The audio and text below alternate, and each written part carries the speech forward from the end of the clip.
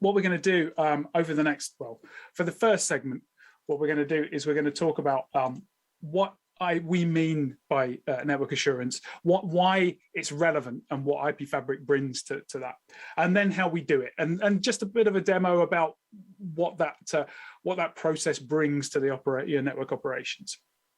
And then to finish up on this segment, we'll talk about the stages that we go through with our customers in order to bring network assurance into their organization and to get the benefits from it. So yeah, buckle up. So the first thing I did was pull some quotes because I know it is a marketing term, and I just wanted to see what other people think and say about network assurance. First quote always is going to come from Wikipedia, right? Which actually sounds more like a person than an approach. It's really talking about looking at the network, understanding facts about the network, and looking at how they impact that security, availability, and compliance in your IT systems. So it gives us a bit of a framework to go at. Now we could dive into the IETF definition, which sits firmly in that intent-based networking space, talking about the function that's there needed to check that things comply with an intent. Once that intent has been fulfilled, you can see the use of the word intent there is always the problematic piece, right? How do you define what intent is, and how abstract is it, or how concrete do you make it? If you make it too abstract, it's difficult to be able to understand how that can be implemented and pushed into a network. If you make it too concrete, you end up pushing people into a very specific and very prescriptive topology and configuration approach to solving a problem. And we all know that networks, just aren't that straightforward, right? So what I wanted to do was kind of redefine that and really just say, look, it's about proving the network does what you want it to do. It's about being able, as a network engineer, to look at the data that's presented to you, to understand it across the entire network, regardless of which vendor you're using or which domain you're looking at, and be able to understand, right, is this performing the way I expect it to? Is it providing the service that the customer needs it to? And we have a very particular way of going about that. It builds up in layers. So the first thing is something you see very regularly, that the idea of inventory and of configuration compliance, being able to look at configs and say, are they to a particular template, yes or no? And that's great because it gives you a real starting point, but that's pretty much table stakes, and there's plenty of tooling that does that.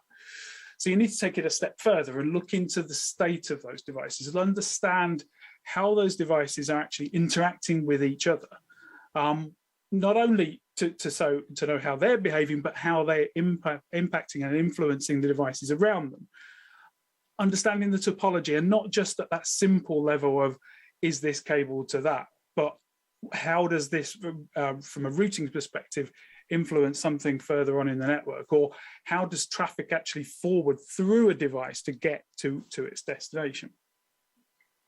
What that then allows us to do is build out a full end-to-end view of the whole network, because a network isn't just a single island of networking. It's always connected to something else. So you need to be able to understand its influence on the networks around it, and then understand where policy is implemented in that network in order to say, can I do this thing or can I not?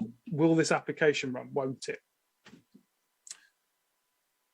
Now, you can do all this in a number of ways, and do you need a tool for it? Well, if you approached it in a manual way, you'd be there consulting documentation, you'd be consulting all the different teams, looking after the different parts of the network. You'd have to speak to dozens of people, looking at paperwork that hasn't been updated since the network was put in the first place, and you would really run out of steam very quickly. It'd be very difficult to actually get anywhere with this. So it is a prime candidate for our favorite topic, network automation. The problem with network automation solving an issue like this is that while you can pull open source tools off GitHub and install them into your environment. You've got to be able to bring all that data together from multiple different sources, and be able to normalize it, be able to bring it all together, and then sift through it in a way that means you've got to assemble a lot of that tooling to do it yourself. And that's not a trivial thing, right? There's a lot of, you've got to build a development environment, you have to build a production environment, you have to maintain the tooling, you may have to write your own parsers, and so on and so forth. It's an awful lot of effort. And a lot of grunt work, really, that's not network related. You need a development team to build something like that. So what we say is, well, look, let us do that for you. We can basically take the grunt work out of that whole process. So I'll dash through what it is that IP Fabric's actually going to do, and then we'll get a look at some of the questions it can answer. It has a discovery process because it has to. It has to go into the network, crawl through it, and understand how all the bits are put together. So you have this API and CLI-based discovery process that will query controllers, that will query individual devices, log into them, understand how they're configured and what they're connected to, with the intention of building a model. And this model is completely vendor agnostic. It's all about functionality and about policy and the way it's deployed. And it's literally about those relationships between the devices, understanding how they all hang together.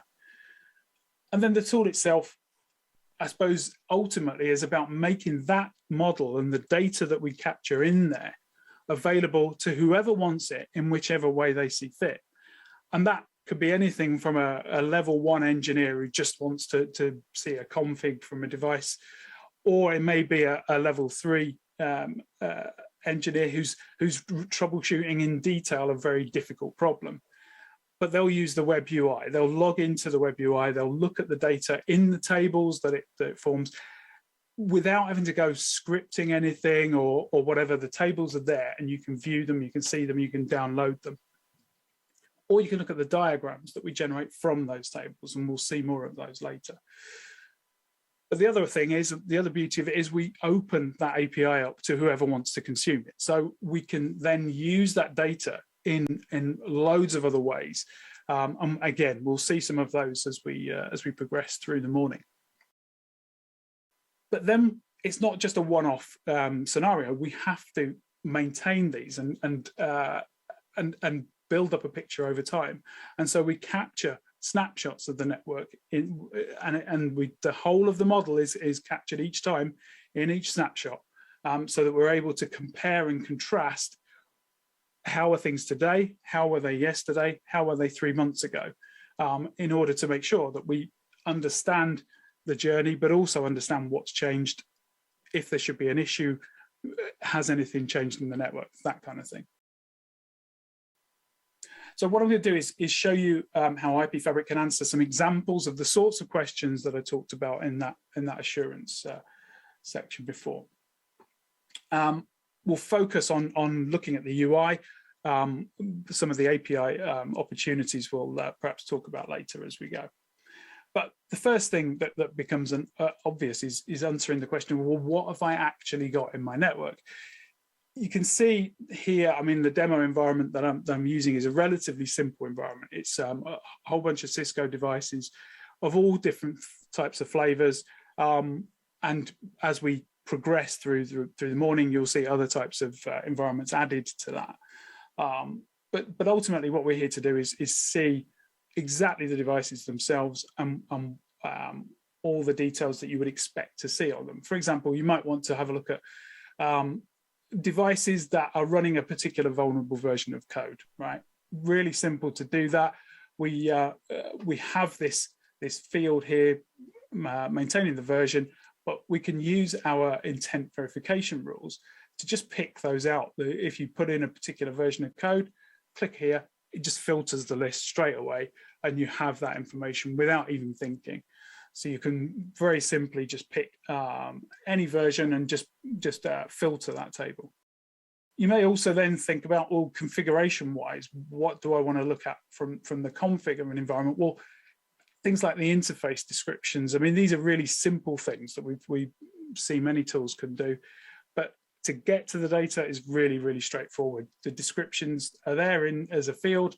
You can simply filter that if you want to, or do as we've done here and create this intent rule that says, I want the description to be the correct version of the description should contain a host name and an interface. And so color it green if you see it that way. If there is a description with anything else in it, color it amber. If there's no description, color it red. And we just apply that. And so we can literally list out straight away all of the things with a correct description and all of the things with an incorrect description, very simply. And once you've got that, it's really easy to get that data then out of the system and go use it for other things. We've got an option here to export it to a CSV. You just dumped it out into a CSV, so you can load it into Excel or something. You can provide a URL for that view of the table to anyone who has access to the system, so they can get a view of it. Or if you're feeling adventurous, we actually provide the API documentation in the platform. So you can go straight to the API endpoint and pull that information out through that. Now, some of these other tables is where it really starts to get interesting, because we start talking then about these relationships. We can start to look at things like CDP and LLDP neighbors, if we wanted to look at understand the topology at that layer. But we don't rely on those things being enabled. This is just some information that helps us get a view of the network. We're more interested in digging into things like spanning tree, the actual operation of the network. And you can start to see some things that start to get more interesting, like, for example, here, the mode that spanning tree is running in. You'll notice there's one device in the middle here, which is flagged up as yellow because it's not running our organizational standard of rapid PVST. So instantly, we've got the opportunity to go and fix that device. We might then look at the actual neighbors and understand how are devices interconnected, where are they seeing BPDUs from? All about understanding how that environment hangs together and how things are built up. And we'll do that all the way up the stack. So we look at routing protocols, for example, all of the obvious things that allow us to build up that view. You can see all of the protocols that are running on a particular box. You can look into the details of those protocols and how they're behaving. So if you want to look at how all your OSPF neighbors and what state they're in, all that data is there and available. And you can start to do things like understand from your BGP relationships, for example, whether BGP is behaving as it should, because obviously it should be in an established state. It should be that way for a period of time, and we should be receiving prefixes over it. So we can again create these rules to define that and be able to filter that data. Hey, Daren, it's Evan Mincer. Hi, Evan. How you doing? Question for you. So you talked earlier about network discovery and getting the information in there. Sure. What we're looking at right now, was this something that you imported, or is this something that we're looking at active?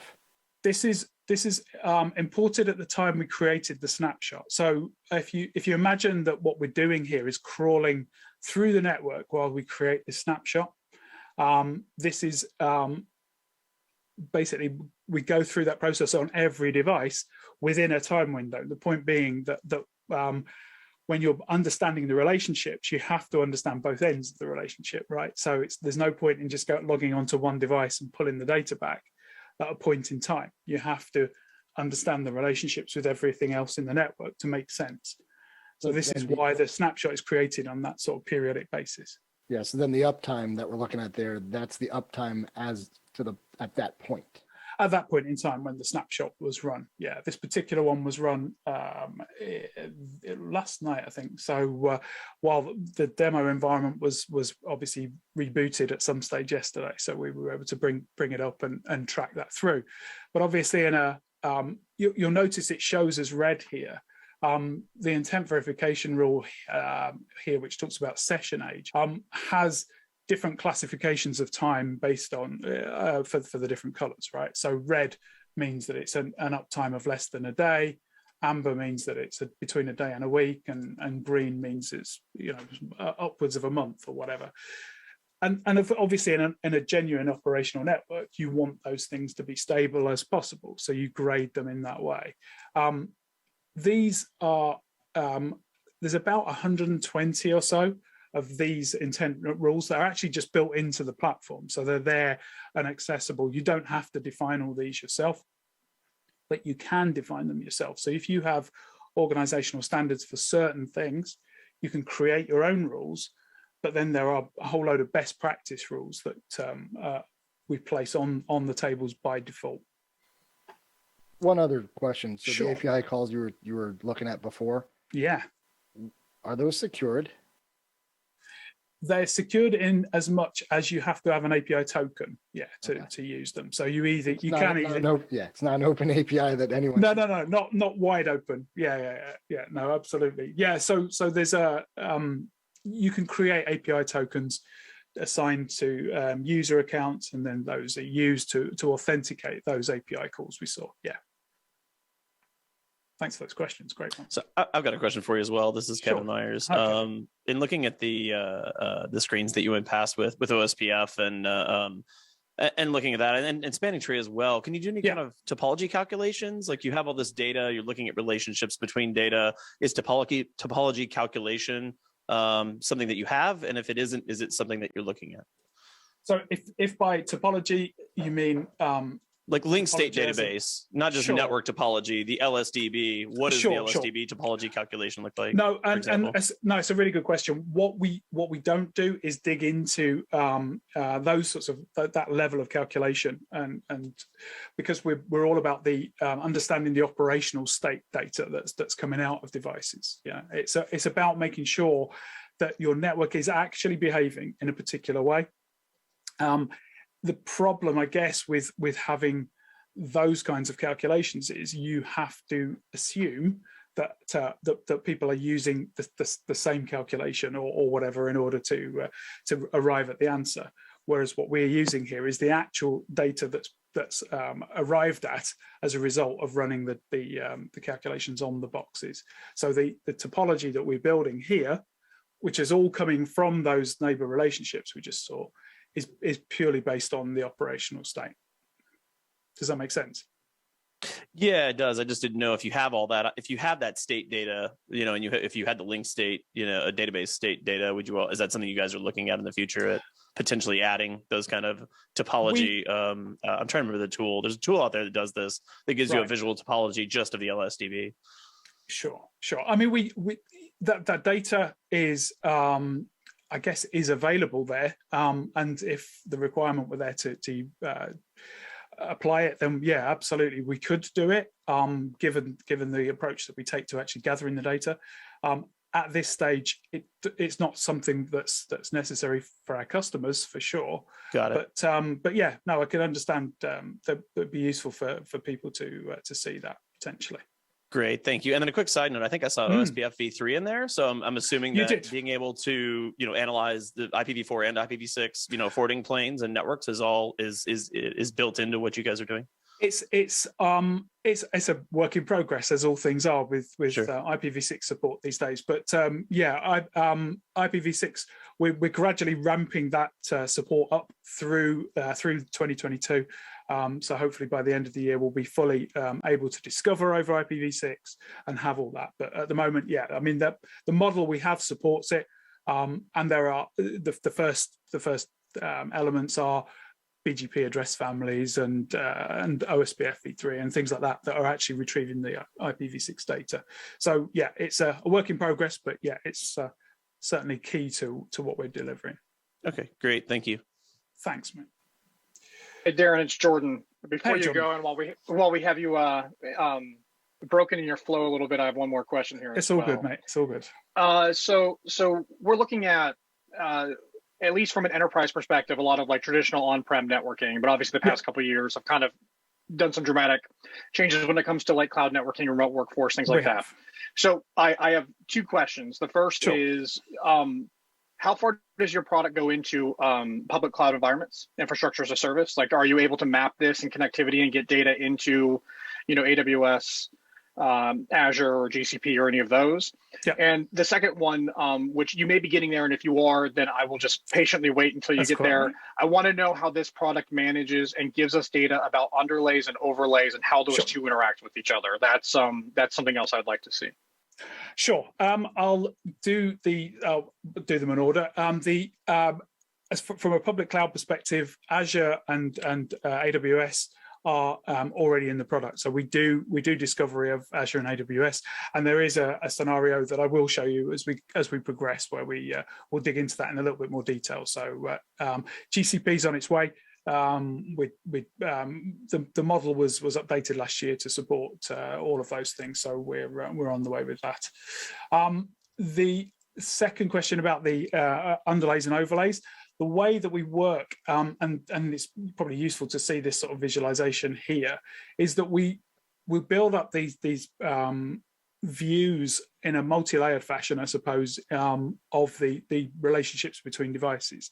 So if, for example, and I don't have one in this demo environment, but if we have time later, I'll dig one out from our other demo lab. We can show the underlay in terms of the connections. Let's say you're running BGP, EVPN, or whatever across the underlay. So we can show those. And then we can show the relationships at the sort of VXLAN, VTEP level as separate coloured lines, basically on the diagrams. We understand those relationships above and below, and so we can show where user traffic enters into a leaf switch, for example, gets encapsulated into VXLAN, traverses an environment over a tunnel, and then is decapsulated at the other end and dealt with. So we have that level of understanding, because it's a layered approach to the way that we build up this topology. Does that make sense, Jordan? It does. What I'm really digging for is, are those two layers, like, somehow can you discover, we talk about leaky abstractions and those types of things, like where an underlay can affect an overlay. You mentioned the leaf spine type, data center fabric. Do you know the spines that you're traversing when you're looking at that overlay? You know what I'm saying? Do you know what underneath the, And so the question is, are those two layers related? I can see them kind of like laid over the top of each other. So I know, even though I'm in an encapsulated overlay, I know what devices I'm going across underneath. Sure. Just in case there were some challenges happening there, and I can kind of correlate those two pieces of information. Yeah, the key part is we understand the encapsulation, right? So we understand the process, and the fact that I mean, it's important to appreciate the network automation folk in the product team are, these guys are network engineers. They understand network engineering at a very very high level. So we appreciate and understand exactly how these things work. We take the path of the packet through the model, so we can understand exactly when we're adding layers, when we're removing encapsulation headers, when we're going into an MPLS network, about label switching rather than packet switching, and so on and so forth. So all of these approaches are taken into account. Again, and I know this is always a cop-out, but I will show you some details later which may relate to that question. So we'll see where we go. Okay. All right. Thanks, Daren. No problem. You mentioned snapshotting earlier. I'm curious if you support data collection and updates via something like streaming telemetry. Classic problem is I make a config change, it causes an outage. I don't want to go click snapshot and wait for the snapshot. Sure. And I need the data to investigate in the future.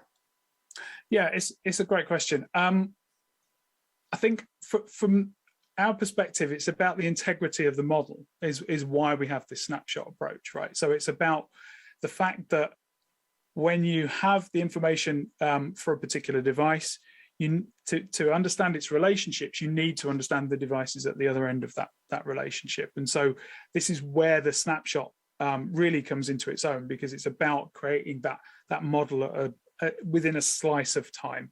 Obviously, it's not a precise moment, but So when you're receiving data in that sort of more asynchronous way, it's more of a challenge to bring that into the model, right? So the way that we tend to work with what our customers tend to do is use IP Fabric here to provide the context to that data collected somewhere else and handled somewhere else, if that makes sense. So short answer, no. Long answer, there is there is a reason for that, and it's important that we take that into account. If that makes sense. Great, thank you. Awesome, thank you. Great questions, guys. Thank you. I just wanted to show you very briefly the fact that I talked about those intent checks before, and this kind of visualization here where you can see, if I just zoom this in a little, you can see the different layers of communication that's going on here between these devices. You've got a bunch of distribution switches which are connected at layer 2 to the access switches. They're connected at layer 3 to the other distribution switch, and they're running OSPF to firewall and so on. So we've got all of the relationships there. But as well as that, we can overlay some of these intent checks that we talked about before. So things like we were looking at, I'm going to look at some of the management configuration. Let's go for NTP, for example. So we've got NTP configured across this network. And if I just zoom it out, you can see here that where NTP is configured the way I want it to, they'll show as green, and where it's not configured the way I want it to, they show as yellow. So it gives us that instant visual view of where things fall outside of our intent. So as well as having the tables, you've got this ability to view it in this graphical form. And just to finish this section, what I wanted to do is just show you very briefly what we look at in terms of end-to-end path. So because we've got all this data, because we've got this visualization capability, we can do stuff like this. So this is literally tracing a path through the network from an endpoint to, in this case, it's just a firewall, a NAT on a firewall. We're tracing via using TCP port 80 in this case, so that we can just get through the network. And what you're seeing here is the path that packet will take to get from one end to the other as it traverses those devices. And we can do things like we can look and see the detail. Let me just get rid of that. Of exactly what route forwarding decisions were taken in order to make that happen, right? So in this case, for example, you've got, as the packet comes in, it was initiated on the box. You can see a route table match. You can see an ARP entry match, a MAC table match, and so it forwards it on to the next device, and so on. In the router, for example, you'll see that packet comes in, route table and ARP entries match, and so packet leaves. And you've got the headers there to show you it happening. And then when we get to the firewall on the end here, well, this is just basically saying I've got an ACL here which is not allowing that to pass, so drop it. So this is really the reason I'm showing you this is because this is another way of proving that your intent for the network is there or not, is working or not. Because what we can do is we can store these path lookups as intent checks, and so every time a snapshot's run, you can check and validate: would my application work? Would application A be accessible from location X, and so on, in this way? So it's a really handy tool to have. I did have a question. So one of the kind of intent assurances that I commonly run into is around first hop redundancy protocols, right? So do I have active standby configured properly for, HSRP or VRRP groups? Do you kind of have intent checks for that kind of built in? Yes, we do. And I think it's one of the examples I use in the next group of slides, actually. So hopefully we'll stumble across that one and show you that in a little more detail.